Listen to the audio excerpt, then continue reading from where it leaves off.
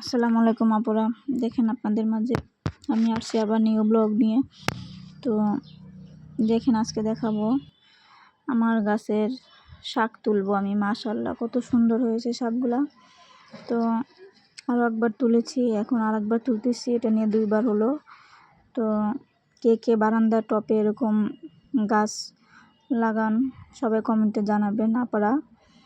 তো দেখেন আমি লাউ শাকগুলো তুলবো, পুরো ভিডিওটার সাথে থাকবেন আপুরা।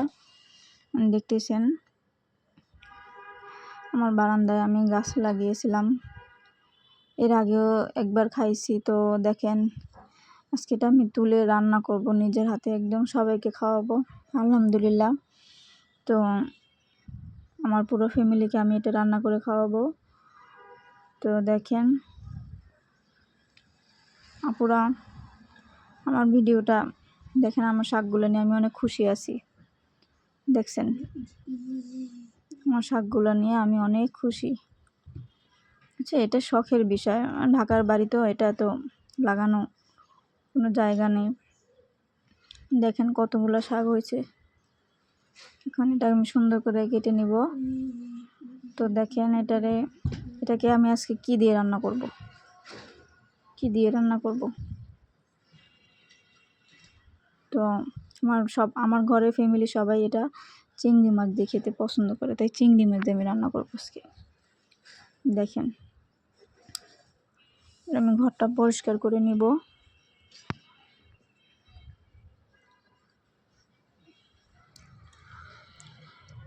আসলে মেয়েদের হয় বাপের বাড়ি জায়গায় থাকলে বাবা মার সাপোর্ট, আর শ্বশুর বাড়ি আসলে হচ্ছে শ্বশুর শাশুড়ির সাপোর্ট, এবং সবচাইতে আলাদা সাপোর্ট হয়েছে স্বামীর।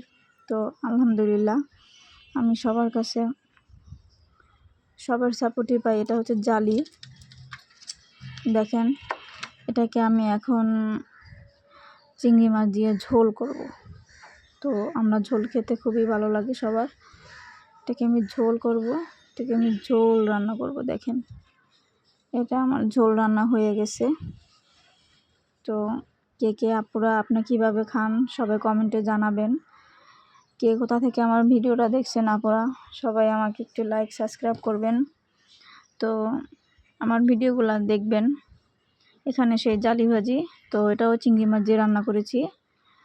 তো আপুরা আমার ভিডিওটা ভালো লাগলে লাইক সাবস্ক্রাইব করবেন আপুরা। তো দেখেন আলহামদুলিল্লাহ খুব সুন্দর একটা ফ্যামিলি পাওয়ার জন্য সবাই আমাকে সাপোর্ট করে। সবার চাইতে আলাদা হচ্ছে হাজব্যান্ড। সবাই দেখা হবে পরের ভিডিওতে। আপুরা সবাই আমার জন্য দোয়া করবেন। আসসালামু আলাইকুম।